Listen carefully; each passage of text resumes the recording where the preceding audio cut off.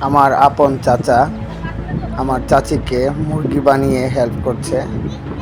আসলে কি, স্বামী স্ত্রীর মধ্যে মিল না হলে সংসারে শান্তি আসে না। তাই স্বামী স্ত্রী মিলেমিশে কাজ করতে হয়, একে অপরকে হেল্প করতে হয়। একে অপরকে হেল্প না করলে মহব্বত সৃষ্টি হয় না। তাই প্রতিটা মানুষেরই উচিত একজন আরেকজনকে হেল্প করা, সাপোর্ট করা।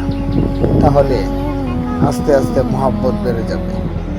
আর যদি একটা পরিবারে স্বামী স্ত্রীর মধ্যে যদি মহব্বত, ভালোবাসা নাই থাকে, তাহলে ওই সংসারে শান্তি কখনোই আসে না।